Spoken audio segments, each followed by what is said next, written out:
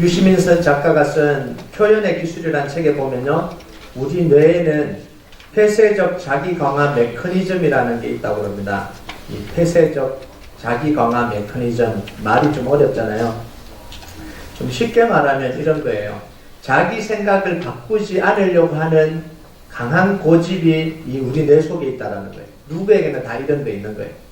이제 이렇게 좀 띄워주실래요? 내용을 좀 읽어보면 이렇게 표현합니다. 사람들은 이미 믿고 있는 것과 다른 사실, 다른 이론, 다른 해석을 좀처럼 받아들이지 않는다. 말이나 글로 좀처럼 다른 사람의 생각을 바꾸지 못한다. 사람은 스스로 바꾸고 싶을 때만 자기 생각을 바꾼다.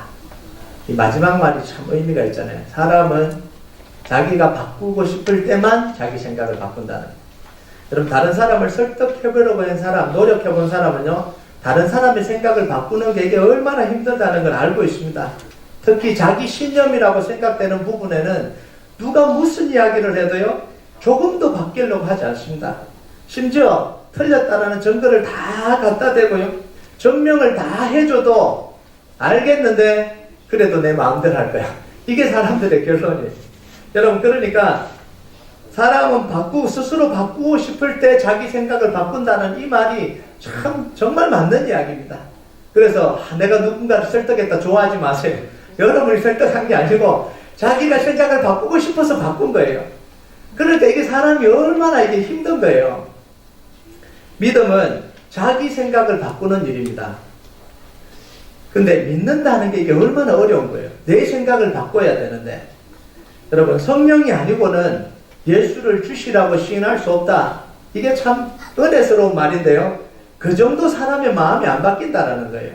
성령의 역사하지 않고는 우리 마음에 있는 이 고집이 바뀔 수가 없다라는 거예요. 그러니까 여러분은 얼마나 축복받은 사람입니까? 우리가 우리 생각 다 내려놓고 예수님을 믿었다는 게 그게 기적입니다. 여러분 믿으십니까? 네. 그게 기적이에요. 여러분의 생각을 접고 예수님을 받아들였다는 게 이게 얼마나 놀라운 기적인지 모릅니다. 또 하나의 기적은 뭔지 아십니까?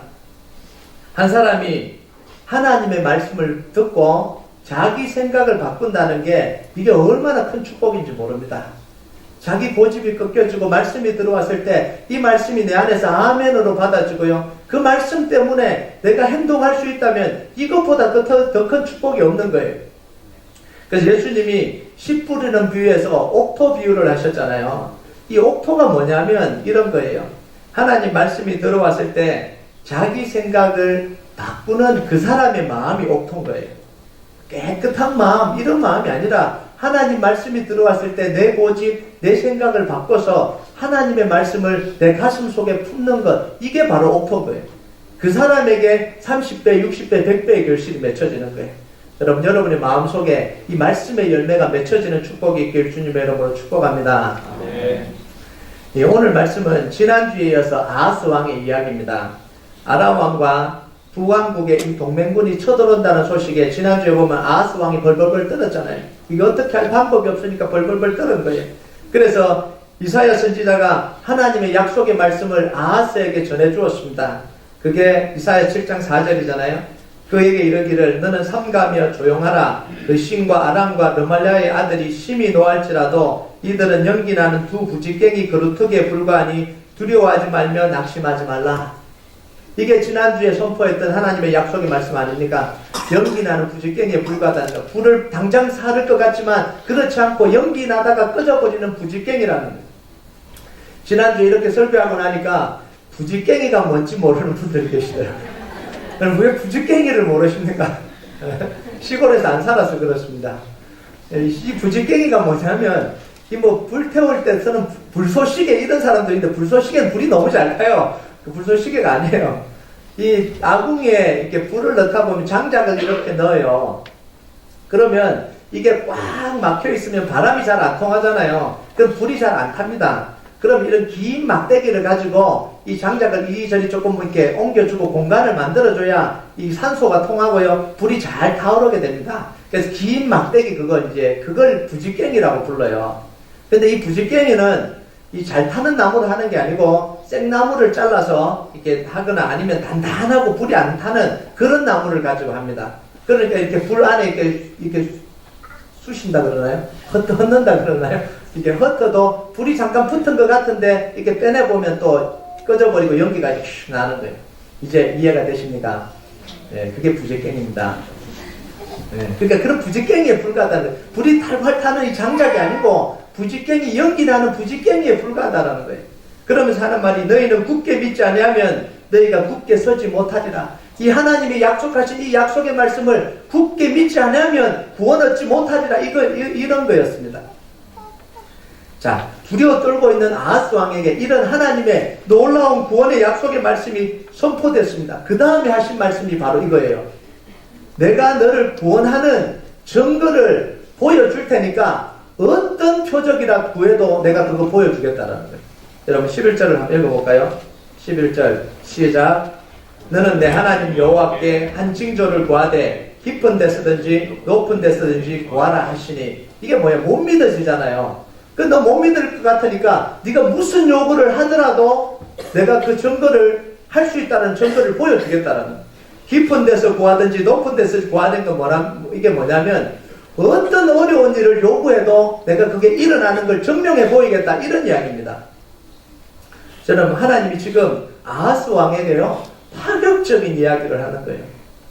하나님이 약속의 말씀하신 것도 대단한 건데 어떤 기적을 구해도 내가 그거 된다는 걸 다 보여주겠다는 게 이게 얼마나 놀라운 말씀입니까?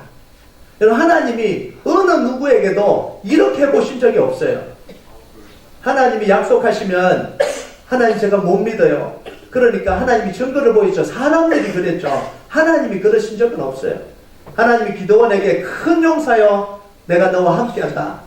그러면 미디안의 손에서 이스라엘을 구원할 것이다. 그 미디안의 군대를 한 사람 치듯 하리다. 그러니까 이 기드온이 안 믿어지잖아요. 안 믿어지니까 뭐합니까? 하나님께 표적을 구하는 거예요. 그러면 그게 될 수 있다라는 걸 나에게 증거를 보여주세요. 그러면서 양털 시험을 합니다. 양털을 이렇게 바깥에 내놓고는 하나님 이슬이 내릴 때에 양털에만 이슬이 오고 땅에는 이슬이 오지 않게 해주십시오. 다음날 일어나 보니까 양털을 쫙 짜보니까 물이 쫙 흘러내리는데 옆에는 물이 없잖아요. 그래서 그거 가지고는 또 안 되니까 뭐라고 이야기하냐면 하나님 이게 우연일 수도 있잖아요. 땅은 다 말라버렸고 이 양털은 안 말라서 그럴 수가 있으니까 이번에는 좀 다르게 합시다. 양털에만 이슬이 안 내리고 땅에만 이슬이 오게 해주십시오. 그 하나님이 또 그렇게 해주시죠. 양털은 뽀송뽀송한데 땅은 이게 물에 젖어 있는 거예요. 그런데 하나님은 오늘 뭐라 그러시냐면 이걸 아예 대놓고 구하라 그러는 거예요. 뭘 구해도 내가 다 보여줄 테니까 증거를 구해라. 그러면 불가능한 일도 내가 가능한 걸로 내가 보여주겠다. 이렇게 이야기를 하신 거예요. 자, 그런데 아하스 왕은요 하나님의 이런 호의를 딱 거절해버립니다. 싹 거절해요. 12절을 우리 같이 한번 읽어볼까요? 12절 시작. 아하스가 이르되 나는 구하지 아니하겠나이다. 나는 여호와를 시험하지 아니하겠나이다 한지라. 아니 이렇게 징조를 구하라고 다 해주겠다고 그런데도 거절합니다. 근데 거절하는 내용을 한번 보세요. 뭐라고 거절합니까? 여호와를 시험할 수 없습니다. 너무 나이스하고요. 너무 예의 바르게 너무 정중하게요. 하나님 제가 어떻게 하나님을 시험합니까? 이런 뜻이에요. 이 마치요 믿음 있는 사람의 말 같아요. 마치 이 백부장이 예수님께 한 이런 믿음의 고백 같은 생각이 듭니다. 예수님이 뭐라 그래? 직접 내가 너의 하인의 중풍병을 가서 고쳐주겠다. 그러니까 이 백부장이 뭐라 그럽니까? 주님이 우리 집에 오시는 걸 내가 감당하지 못하니까 말씀만 하십시오. 제가 어떻게 주님을 모실 수가 있습니까? 그렇게 하더라도 내 하인이 낫는 걸 내가 믿습니다. 대단한 믿음의 고백을 했잖아요. 그런데 오늘 아하스의 말은 겉으로는 비슷합니다. 제가 어떻게 하나님을 시험합니까? 근데 그 속마음은 달라요. 그럴듯한 핑계를 대고 있는데 아하스는요 하나님이 자기를 구해 주실 거라고 믿지 않는 지독한 불신앙이 그 속에 포함되어 있는, 나는 아무리 하나님 그렇게 이야기하셔도 나는 절대로 안 믿겠다, 지금 이런 이야기예요. 왜냐하면 이미 이 아하스는 지금 누구를 생각하고 있어요? 아수르 왕을 지금 생각하고 있는 거예요. 아수르 왕이 오면 내가 구원받을 것이다, 이런 생각을 뼈속 깊이 지금 하고 있는 거예요. 그러니까 하나님이 아무리 말씀하셔도 자기 생각을 안 바꾸는 거예요. 하나님 말씀을 무슨 이야기를 해보십시오. 제가 그거 봤구나. 내가 붙들고 있는 게 있는데 이거 절대 안 놓습니다. 여러분, 눈에 보이지 않는 하나님 말보다는 군사와 무기를 가지고 있는 정말 믿을 만한 아수르를 내가 붙들고 있는데 왜 그런 말도 안 되는 하나님 말씀을 믿습니까? 이런 투예요. 여러분, 정말 자기가 붙들고 있는 게 있으면요, 사람은 사람의 말을 안 듣습니다. 여러분 자식들에게도요, 자기가 하고 싶은 게 다 있어요. 그럼요, 부모가 아무리 말해도 안 듣습니다. 이게 더 좋은 거야. 절대 안 듣습니다. 왜냐하면 자기가 생각하는 게 있기 때문에 그걸 다 붙들고 있는 거예요. 여러분, 하나님의 축복을 가로막는 이 장애물이 있는데 그게 뭐냐면 바로 불신앙과 고집이에요. 우리 인생에서, 우리 신앙에서요, 이 불신앙과 고집은 하나님의 축복을 다 막아버립니다.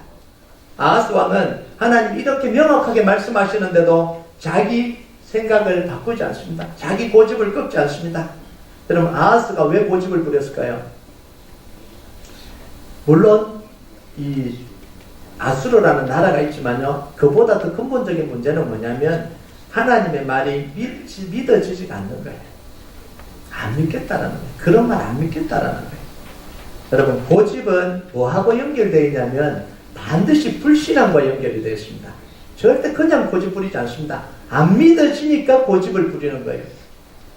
여러분, 고집은 다른 사람의 말을 안 받아들이는 게 고집이잖아요. 내 생각을 안 바꾸는 게 고집입니다. 다른 사람의 생각을 안 받아들이는 게 고집이에요. 그거 왜 안 받아들입니까? 다른 사람 말을 못 믿겠다라는 거예요. 나는 네 말 안 믿는다라는 거예요. 내가 믿는 게 있다는 거예요. 이게 고집인 거예요. 그래서 고집의 가장 큰 대명사가 누구죠? 애고방 바로가 고집의 대명사 아닙니까? 절대 고집을 안 끊는 이 바로입니다. 이 바로가요, 끝까지 고집을 안 끊습니다. 웬만하면 끊을 텐데 10가지 재앙을 내려서 장자가 딱 죽을 때까지 고집을 안 끊는 거예요. 와, 이런 고집이 없는 거예요. 결국은 장자 잃어버리고 다 망하고 난 뒤에야 고집을 끊는 거예요. 여러분, 그런데 중요한 게 뭐냐면 고집을 부리면 자기 혼자 망하는 게 아니라는 게 이게 문제입니다. 그죠? 남편이 고집 부려보세요. 남편만 망합니까? 아내도 같이 고통 겪잖아요. 자녀들도 같이 고통 겪잖아요. 그러니까 내 고집이 내 고집으로 끝나는 게 아니라는 게 이게 문제인 거예요. 이 바로도요, 자기가 왕이라고 고집을 부렸습니다. 그 처음에는 개구리 재앙부터, 피 재앙부터 개구리 재앙으로 가다가 다 이제 자기가 왕이니까 결정을 해가요. 한 7번째, 8번째 가니까 이 7에 있는 신하들이 화가 난 거예요. 그러면서 이 왕에게 뭐라 그럽니까? 왕은 아직도 이집트가 다 망한 줄 알지 못하고 지금도 고집 부리고 있으니까 이제 좀 고집을 꺾으십시오. 이렇게 이야기를 해요. 그런데도 고집을 안 꺾습니다. 그런데도 10번째까지 그렇게 고집을 부리는 거예요. 여러분, 13절을 보면 이 고집 부리고 있는 이 아하스 왕을 향해서 이사야가 책망을 합니다. 우리 같이 한번 읽어볼까요? 시작. 이사야가 이르되 다윗의 집이여 원하건대 들을지어다. 너희가 사람을 괴롭히고서 그것을 작은 일로 여겨 또 너희 하나님을 괴롭히려 하느냐. 자, 여기서 주목할 말이 뭐예요? 너희가 사람을 괴롭히고서 이렇게 이야기합니다. 아하스 왕의 불신앙과 고집으로 이스라엘 전체가 지금 고통당하고 있다는 거예요. 한 사람의 불신앙으로 끝나는 게 아니라는 거예요. 여러분, 우리의 불신앙이 무서운 게 뭐냐면 개인의 문제로 끝나버리지 않는다는 게 이게 무서운 거예요. 여러분, 아간이 하나님 말씀을 거역하고 여리고를 점령할 때 자기가 이 하나님의 명령을 거역하고 그 좋은 것들을 다, 전리품을 다 취했잖아요. 그러니까 그 개인의 선택, 이 개인의 불신앙이었는데 그것 때문에 이스라엘 전체가 아이성 전투에서 패배해버렸잖아요. 여러분, 이 개인의 선택 아니에요? 개인의 불신앙이잖아요. 그런데 개인의 선택이 개인으로 끝나버리는 게 아니라 그 공동체 전체에 영향을 미친다는 거예요. 여러분, 이게 영적인 원리입니다. 우리 신앙은 나만의 것이 아닙니다. 우리 한 사람 한 사람의 신앙이 개인으로 끝나는 게 아니라는 거예요. 공동체 전체에 영향을 미칩니다. 우리는 가끔씩 이렇게 생각을 해요. 우리 한 사람은, 나 같은 사람이 뭐가 중요하냐는 거예요. 나 같은 사람이. 아니, 있어도 그만이고 없어도 그만인데 나 같은 사람이 뭐가 중요하잖아요. 내가 예배를 나오든 안 나오든 그게 뭐가 중요하냐는 거예요. 내가 영적인 상태가 좋든 나쁘든 그게 무슨 상관이냐는 거예요. 나는 가지장도 아니고 나는 목회자도 아니고 나는 운영위원도 아니고 집사도 아닌데 나 같은 사람이 예배 나와도 안 나와도 아무도 관심이 안 가질 것 같은 나 같은 사람이 내 신앙이 어떻든지 그게 뭐가 문제가 되냐는 거예요. 여러분, 근데 그게 아닙니다. 여러분의 신앙이 공동체 전체에 영향을 미치고 있습니다. 여러분 믿으십니까? 네. 여러분 한 사람의 상태가요, 가정에 영향을 미치잖아요. 나 혼자 지금 힘들어하는데 왜 나 때문에 나한테 신경 쓰지 마세요. 그 가정에서 신경 안 써집니까? 표정을 이렇게 하고 있는데 그게 안 써지냐고요. 내 신앙이 다운돼서 가정 모임에 탁 들어와서 나한테 말도 걸지 마세요. 그러고 탁 이러고 있으면 그게 영향이 안 가냐고요. 다 영향이 가는 거예요. 여러분, 아담이 불순종해서 모든 인류가 죽음의 길로 들어섰습니다.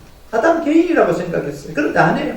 아담 한 사람의 불순종으로 모든 이 인류가 죽음의 길로 들어갔잖아요. 예수님의 순종하심으로 모든 인류가 생명 얻었잖아요. 이게 원리라는 거예요. 우리는 아담의 길로 가는 사람이 아니라 예수님의 길로 걸어가는 사람입니다. 여러분 그 예수님의 길로 걸어가는 축복이 있길 주님의 이름으로 축복합니다. 여러분, 다윗이 믿음을 선택할 때 온 나라가 축복받았잖아요. 여러분, 다윗 한 사람인 것 같은데 아니죠. 다윗이 왕으로 재임하는 시기에 이 이스라엘은 엄청난 축복을 받았습니다. 이게 한 사람의 신앙의 영향력인 거예요. 여러분, 고집 부려서 망하게 하는 영향력 부리지 마시고 정말 하나님께 순종하여서 여러분이 속한 공동체를 정말 축복받는 공동체로 만들어가는 그런 축복이 있길 주님의 이름으로 축복합니다. 아멘. 여러분이요, 가정을 세울 축복의 사람입니다. 아멘 하십니까? 아멘. 여러분이 가지를 세울 수 있는 축복의 사람이에요. 여러분이 교회를 세울 수 있는 축복의 사람입니다. 아멘. 이제 옆 사람과 인사합시다. 축복의 사람입니다. 여러분은 축복의 사람입니다. 가정을 세우시기 바랍니다. 가지를 세우시기 바랍니다. 교회를 세우시기 바랍니다. 농담이 아닙니다. 진짜입니다. 여러분의 영적인 상태가 충분히 한 공동체를 영적으로 이 생명을 불어넣는 역할을 하는 거예요. 많은 사람이 필요하지 않습니다. 이렇게 이야기를 하면 하나님의 역사가 마치 한 사람의 행동에 달려있는 것 같습니다. 우리가 잘하면 하나님 나라가 이루어지고 우리가 못하면 하나님 나라가 안 이루어지고 이런 생각을 하게 될 때가 있어요. 여러분, 그런데 하나님의 이 큰 구원의 역사, 하나님의 역사는요, 개인에 의해서 좌지우지 되지는 않습니다. 그러면 우리가 순종 안 하면 하나님의 나라가 무너지겠어요? 이런 생각을 하지 마세요. 그러지 않습니다. 절대로. 사람들이 다 불순종해도 하나님은 하나님의 역사를 이루어 가십니다. 이게 하나님의 방법이에요. 아하스 왕이 징조를 구하는 걸 거부했습니다. 그죠? 안 구하겠다 그랬습니다. 그러면 끝나야 되잖아요. 그래, 그럼 안 보여주겠다 이래야 되는데 하나님 뭐라 그러시냐면 네가 구하지 않았는데 나는 친히 보여주겠다 이러는 거예요. 그게 14절입니다. 14절 같이 한번 읽어볼까요? 시작. 그러므로 주께서 친히 징조를 너희에게 주실 것이라. 오라, 처녀가 잉태하여 아들을 낳을 것이요 그의 이름을 임마누엘이라 하리라. 자, 이 구절은 두 가지로 우리가 해석을 해야 되는데요. 첫 번째는 그 당시 아하스 왕에게 주시는 하나님의 구원의 메시지입니다. 처녀가 잉태하여 아들을 낳는 건 불가능한 일입니다. 어떻게 해도 불가능합니다. 세상 일은 노력하면 돼요. 도와주면 됩니다. 어느 정도는 다 됩니다. 그런데요, 처녀가 잉태를 하는데 노력하면 됩니까? 처녀가 잉태하려고 옆에서 도와준다고 됩니까? 이거는 눈곱만큼도 가능성이 없는 불가능한 일이에요. 지금 하나님이 무슨 이야기를 하시냐면, 그런데 이런 불가능한 일, 처녀가 잉태하여 아들을 낳게 하는 걸 내가 이루겠다 이렇게 이야기합니다. 이게 지금 무슨 메시지예요? 네가 지금 아람 왕이 쳐들어오고 북왕국 이스라엘이 쳐들어온다고 불가능하다, 우리는 죽었다 그러냐, 이게서 어떻게 살아날 거 그러냐, 나는 처녀가 잉태하여 아들을 낳게 하는 그런 기적을 행하겠다는 거예요. 이 기적을 행하시는 하나님이 그 아람 군대, 이 북왕국 군대가 쳐들어오니까 그거 못 막겠냐, 지금 이런 이야기예요. 그러니까 연합군의 공격에서 하나님이 구원하실 거라는 너무나 분명한 메시지를 지금 선포해주고 계시는 거예요. 자, 이렇게까지 보여줬는데도 아하스 왕은 뭐예요? 하나님을 믿지도 않고 자기 생각을 바꾸지도 않습니다. 자기 고집을 꺾지도 않아요. 이게 우리 인간의 이 불순종이에요. 여러분, 두 번째는 온 인류를 향한 하나님의 구원의 메시지를 지금 선포하고 있는 거예요. 처녀가 잉태한 아들을 낳을 것이라는 건 이 메시아인 예수님의 탄생을 지금 예언하고 있는 거예요. 여자의 후손으로 오셔서 뱀의 머리를 상하게 하실 예수님, 창세기 3장 15절에 선포한 이 복음을 다시 하나님이 확실하게 지금 선포하고 계시는 거예요. 그리고 성령으로 잉태돼서 처녀 몸에서 나시고 우리를 죄에서 구원하시고 영원히 우리와 함께 하실 예수님, 마태복음 1장 21절과 23절에 예언된 그 성취된 그 예언이 이곳에서 선언된 거예요. 이걸 보여주는 거예요. 여러분, 작게는 하나님이 선택한 이스라엘을 구원할 것이라는 하나님의 메시지예요. 그죠? 하나님의 백성을 내가 구원할 거라. 크게는 뭐예요? 온 인류를 구원할 거라는 하나님의 구원의 선포입니다. 얼마나 중요한 메시지예요, 지금. 아하스 왕이 하나님 말씀을 거부한다고 해서 하나님의 구원 계획이 무너지는 게 아니라는 거예요. 하나님은 하나님의 계획을 이루어가시는 분입니다.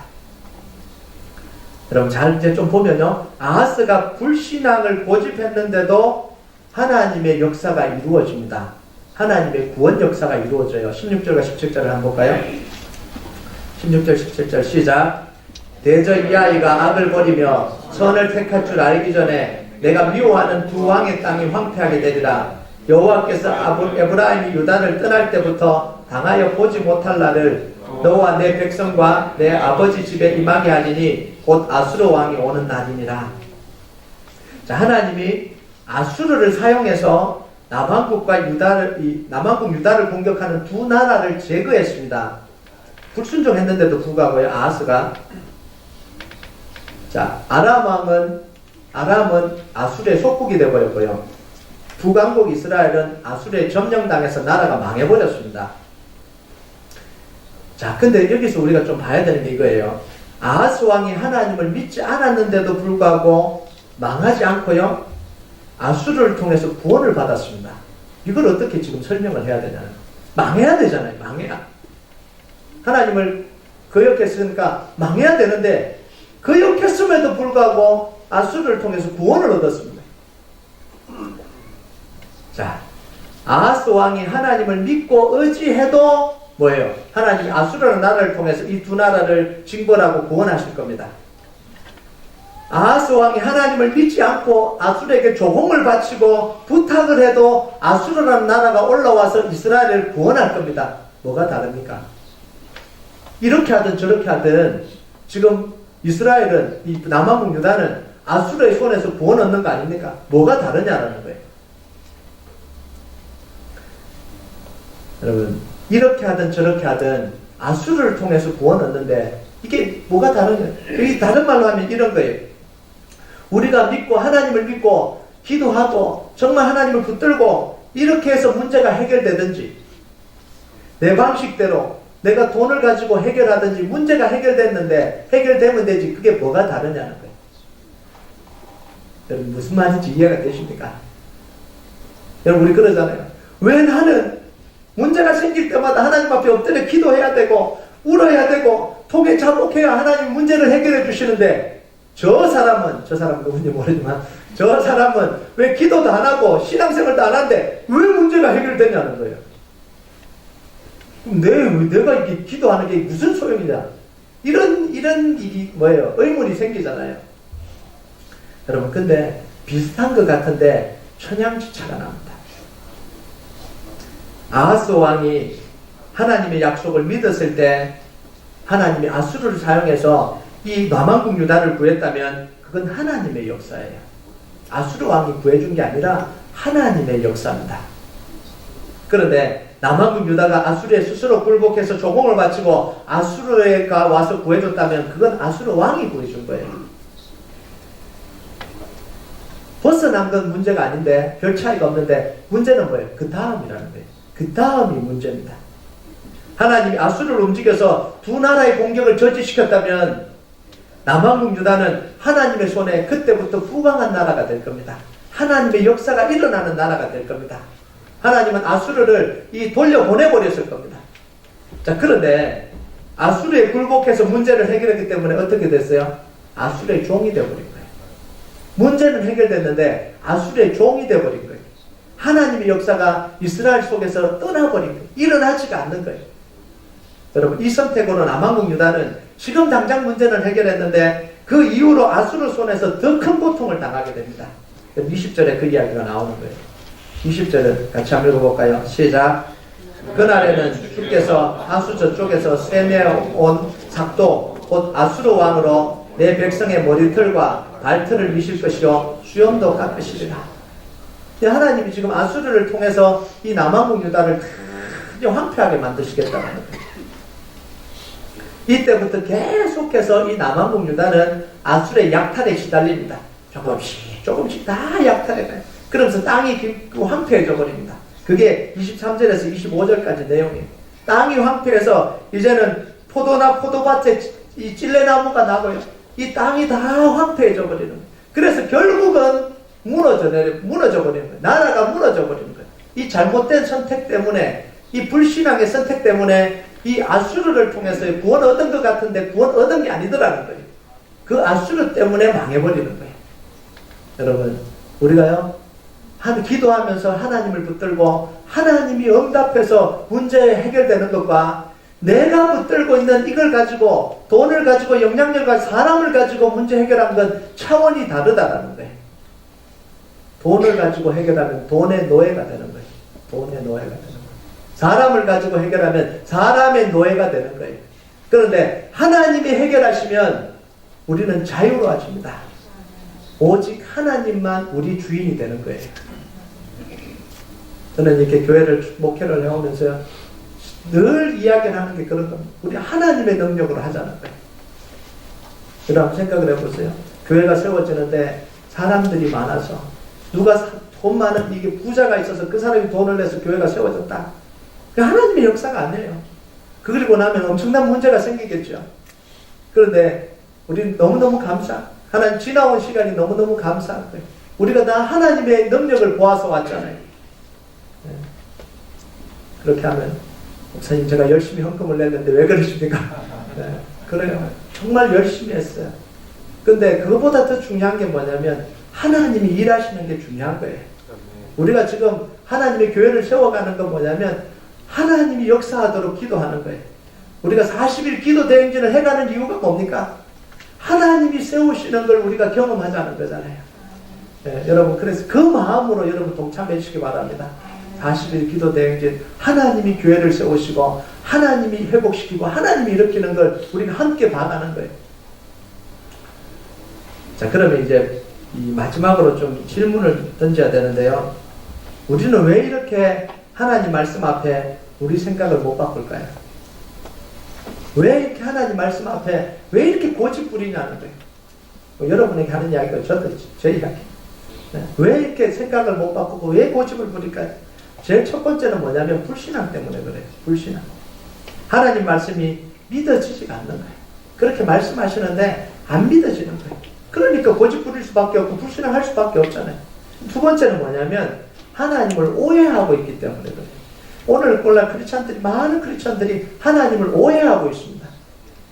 뭐라고 오해하고 있냐면 하나님이 우리에게 말씀하실 때 뭔가를 요구하신다 이렇게 생각해요. 왜 하나님 나에게 자꾸 요구하시냐 이렇게 생각을 합니다. 또 하나는요, 우리가 하나님을 위해서 뭔가를 해드린다 이런 마음이 있어요. 내가 하나님을 위해서 이거 해드린다 저거 해드린다 이런 마음이 있는 거예요. 우리가 열심히 해서 하나님을 도와드린다 이런 생각을 갖습니다. 내가 하나님을 도와드려야지. 그래서 내가 하나님을 열심히 해서 도와드려요. 그리고요, 하나님이 말씀하신 걸 따르지 않으면 화가 나서 하나님 우리에게 벌 주신다 이런 생각이 있습니다. 여러분, 근데 이게 다 잘못된 생각이에요. 여러분, 사실은 하나님이 우리에게 요구할 것이 하나도 없습니다. 왜 그런지 아세요? 하나님 우리에게 요구할 만큼 우리가 값진 것을 안 갖고 있기 때문에 그래요. 없어요. 하나님께 드릴 만한 값진 게 없어요. 요구할 만큼 한 게 있어야 요구를 하시죠. 우리가 열심히 해서 이루어지는 하나님의 일은 없어요. 하나님 나라는 그리 허술하지가 않습니다. 내가 좀 열심히 냈다고 하나님 나라가 이렇게 세워지고, 내가 열심히 안 냈다고 하나님 나라가 오르르 무너지고, 그래서 내가 좀 의무감을 가지고 사명감을 가지고 하나님 나라를 세워야지. 사실 그 우리 생각이에요. 하나님 나라는 그렇게 허술하지 않습니다. 여러분, 하나님은 우리의 것을 가지고 가시는 분이 아니라 우리에게 은혜 베푸시는 분이 하나님이에요. 가져가신 적이 없고 은혜 베풀어 주신 것 밖에는 없어요. 구원을, 일방적으로 구원을 선포해 주신 분이 하나님이에요. 여러분, 하나님이 우리에게 주실 것은 있어도요, 우리가 하나님께 줄 수 있는 건 없습니다.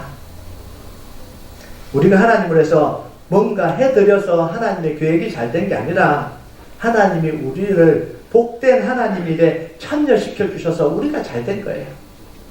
개념이 달라져야 됩니다. 그럼 저는요, 가끔씩 그런 이야기를 들어요. 이 목사님들 중에 목회가 잘 안 될 때는 그렇게 기도를 한대요. 하나님, 제가 하나님께 다 드렸는데 어떻게 하나님이 이럴 수가 있습니까?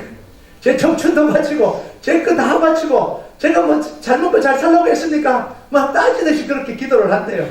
그러면 좀 풀어진대요. 저도 이제 한번 따라 해보려고. 하나님, 저희가 해줄 게 뭐가 있어요? 제가 다 기도를 못 하겠는 거예요. 왜냐하면 하나님께 제가 뭐 드렸다고 할 게 없는 거예요.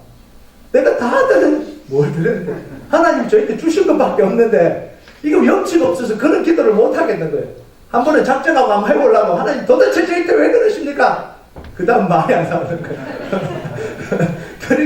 드린 것보다 하나님 주신 게 더 많아. 솔직하게 이야기했어요. 하나님 은혜 때문에 지금 제가 살아왔는데 뭐 줬는데 이러냐, 이렇게 할 염치가 없는 거예요. 여러분, 아브라함을 보세요. 아브라함 인생을 보세요. 아브라함이 대단해서 하나님이 덕보신 게 있습니까? 믿음의 조상 아니에요. 아브라함 때문에 하나님이 덕보신 게 있습니까? 아니잖아요. 하나님이 아브라함을 축복하기 위해서 여기저기 끌고 다니면서 축복의 자리에 놓아두려고 하나님 얼마나 아브라함을 고민하고 축복 주려고 그러십니까? 우리는 이렇게 이야기하잖아요. 하나님을 위해서 고향과 친척과 아버지 집을 떠나서 가나안 땅으로 갔다. 대단한. 사실은 그게 아니에요. 하나님은 어떻게 하든지 이 아브라함을 축복의 사람으로 만들기 위해서 이 고향도 떠나게 만들고, 이 이집트도 자기 욕심대로 내려간 거 아니에요. 그래, 아내 팔아버리고, 그럼에도 불구하고 또 축복 줘서 어떻게든 또 달래서 이 가나안 땅에 다 데려다 놓고, 조금이라도 이렇게 믿음에서 벗어나려고 그러면 다시 은혜를 줘서 믿음의 길을 걸어가게 만든 거잖아요. 그럼 하나님이 덕받습니까? 아니요.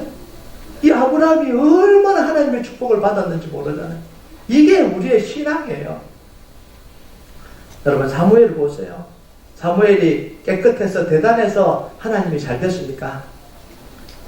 하나님이 사무엘의 말을 지켜줬잖아요. 한마디도 땅에 떨어지지 않게 해주시니까 누가 덕본 겁니까? 살아가는 날 동안 사무엘이 정말 은혜 받고 살았지 않습니까? 사무엘이 정말 말을 잘해서 정말 깨끗하게 살아서 정말 하는 말마다 정말 틀린 말이 하나도 없어서 땅에 떨어지지 않아서 하나님이 영광 받은 게 아니잖아요. 하나님이 도와주셔서 그 말하는 걸 성취시켜 주시고 이루게 해주시고 도와주시니까, 그러니까 이 사무엘이 그렇게 살은 거 아니에요. 여러분, 다윗의 인생도 마찬가지입니다. 다윗이 대단해서 세워졌습니다. 하나님 그러잖아요. 너 목동일 때 내가 불렀다라는 거예요. 목동일 때 불러서 왕의 자리까지 올려줬다라는 거예요. 그래서 이 너무 감사하니까 다윗이요, 뭐라고 이야기하냐면, 하나님, 제가 하나님 성전을 좀 지어야 되겠습니다. 제가 받은 게 너무 많아서 이제 하나님 성전 좀 짓게 해주세요. 제 왕궁은 너무 화려한데 하나님 계신 이 성막, 이 하나님의 법궤는 천막에 있는 걸 내가 차마 보지 못하겠습니다. 좀 성전 좀 짓게 해주세요. 그러니까 하나님 뭐라 그럽니까? 와, 고맙다, 이제 철들었네. 그렇게 하시지 않잖아요. 네가 내 집 짓는다고 웃긴 이야기 하지 말라는 거예요. 내가 지금 뭐 돈이 없어서 집이 없어서 여기 있는 줄 아냐는 거예요. 그런데 하나님 뭐라 그러냐면 그 마음은 참 착하다는 거예요. 그러면서 뭐라 그러냐면 네가 내 집 짓는다고 웃기지 마라, 내가 너 집 지어줄게 그러잖아요. 그러면서 하나님이 다윗의 집을 세워주시는 거예요. 하나님 받을 게 사실은 하나도 없으신 분이에요. 다 우리가 누리고 사는 거 아니에요. 우리가 헌신했다고 그러니까 하나님 앞에 헌신한 게 뭐가 있을까요? 저는 그렇게 생각을 해요. 하나님이 우리에게 부어주신 거지, 그 은혜에 동참시켜준 게 그게 얼마나 큰 은혜입니까? 그럼 십자가 은혜가 너무너무 크고, 그것보다 또 그것도 있지만 또 뭐예요? 하나님을 위해서 섬기고 예배하고 신앙생활하고 주님을 믿고 약속 붙들고 살아가고 말씀 붙들고 살아가고 이게 얼마나 큰 축복입니까? 사실 우리가 해드리는 게 아니라 하나님 우리에게 부으시는 그 은혜예요. 이제 아멘 하실 때가 됐는데. 네. 정말이에요. 우리가 뭔가 해드리는 것도 아니고 하나님 요구하시는 것도 아니고요. 정말 하나님 우리에게 주신 것밖에 없어요. 일방적으로 은혜 주셨고요. 구원해 주셨고요. 축복 주셨죠. 우리가 할 수 있다는 게 뭐냐면 그거 뭐 우리가 뭔가 해드리는 게 아니라 정말 감사하기 때문에 하나님 앞에 우리가 이렇게 쓰임 받는 거 아니에요? 하나님 앞에 드리는 거 아니에요? 여러분, 하나님이 말씀하실 때 내 마음이 동하는 것, 이게 축복이에요. 하나님 말씀을 듣고 내가 하나님을 위해서 뭔가를 좀 이렇게 헌신해야 되겠다. 뭐 그게 큰 건 아니실지라도 그 마음이 된다라는 게 이게 얼마나 큰 축복인지 몰라요. 하나님의 말씀을 듣고요. 하나님이 쓰시려고 하실 때 내가 쓰임 받고 싶다라는 이 마음이 생기는 게 이게 엄청난 축복입니다. 이게 기적이에요. 이거보다 더 큰 축복이 없는 거예요. 여러분, 아하스 왕에게 하나님의 구원의 약속이 선포됐습니다. 이게 일방적인 은혜의 선포예요. 그런데 아하스 왕은 하나님의 약속의 말씀을 받아들여서 자기 생각을 바꾸지 않았습니다. 안 받아들였어요. 이 엄청난 이 은혜가 선포됐는데도 불구하고 자기 생각을 안 바꿉니다. 아하스 왕은 누구보다 더 큰 은혜를 받았고요. 누구보다 큰 약속을 받았습니다. 그런데 그 은혜를 자기 것으로 만드는 데는 실패했습니다. 여러분, 하나님의 은혜는 모든 사람에게 주어집니다. 모든 사람에게 선포됐습니다. 그런데 그 은혜가 우리의 삶에 부어지려면 우리는 반드시 믿음의 반응을 해야 됩니다. 하나님 말씀에 대한 믿음의 반응을 해야 되는 거예요. 여러분, 믿음은요, 선택입니다. 선택 없는 믿음은 있을 수가 없습니다. 믿음은 자기 희생이고 자기 포기를 요구합니다. 내가 잡은 것을 놓고 하나님이 주신 것을 잡는 게 이게 믿음입니다. 예수님을 만난 이 부자 청년은요, 예수님께 나와서 예수님을 따라간다 그러는데 뭐예요? 재물이 많은 거로 예수님을 따르지 못하고 근심하며 돌아갔다는 거예요. 자기가 붙들고 있는 이걸 못 놓겠다는 거예요. 하나님이 예수님이 아무리 말씀하셔도 내가 붙들고 있는 이걸 놓지를 못하겠다는 거예요. 여러분, 아하스 왕은 아수르를 놓고 하나님을 붙들어야 됐습니다. 그런데 결국 아수르를 놓지 않았습니다. 이게 아하스 왕의 불행이에요. 여러분이 지금 붙들고 있는 것이 없습니까? 하나님이 말씀하시는데도 안 놓아지는 거예요. 고집부려야 되고 생각이 안 바뀌게 하는 게 이게 없냐는 거예요. 여러분, 그래서 고린도후서 11장 20절에 보면 이 사도 바울이 이렇게 이야기합니다. 하나님의 약속은 얼마든지 그리스도 안에서 예가 되나니 그런즉 그로 말미암아 우리가 아멘하여 하나님께 영광을 돌리게 되느니라. 하나님 말씀이 떨어질 때 내 마음속에 아멘하여 내 가슴속에 그 믿음의 씨앗을 심는 사람에게 그게 축복인 거예요. 아무리 좋은 말씀이 떨어져도 소용이 없습니다. 그걸 아멘하여 내 가슴속에 내 마음속에 내 생각을 바꾸고 그 내 생각이라는 게 뭐냐면 이 잡초 같은 걸 다 뽑아내고 정말 말씀의 씨를 내 땅에 뿌려서 정말 이 말씀에 물을 주고 거름을 주고 키워낼 그 마음이 있을 때 하나님은 그 약속의 말씀을 우리 속에 역사하게 만들어 주신다는 거예요. 그러면 거기에서 30배, 60배, 100배의 결실이 맺혀지는 거예요. 여러분, 아무리 좋은 약속도요, 우리 불신앙과 고집으로 우리 가슴 속에 들어오지 못하면, 아멘하여 받지 못하면 길가에 뿌려진 씨앗처럼 새들이 와서 다 주워먹어버립니다. 끝나버립니다. 그냥 좋은 시다라고 끝나버리는 거예요. 우리 속에 못 들어왔기 때문에. 여러분, 그래서 우리가 결론적으로 해야 되는 게 뭐냐면 하나님 말씀에 대해서 마음을 열어야 됩니다. 여러분, 마음이 열려지는 축복이 있길 바랍니다. 성도들을 향해서 마음이 열려져야 돼요. 여러분, 이게요, 똑같은 거예요. 하나님께 고집을 부리면 사람에게도 고집을 부려요. 사람에게 고집을 부리면요, 하나님에게도 고집을 부려요. 하나님께 마음이 열렸는데 이 남편과 아내에게 고집 부리는 사람은 또 없어요. 그렇잖아요. 이 남편과 아내에게 고집 부리는데 하나님께 또 마음이 열린 사람도 없어요. 여러분, 정말 오늘요 하나님 말씀 앞에 여러분의 불신앙이 다 무너지고 여러분의 고집, 여러분의 불신앙이 정말 말씀 앞에 다 꺾여지는 그런 축복이 있길 주님의 이름으로 축복합니다.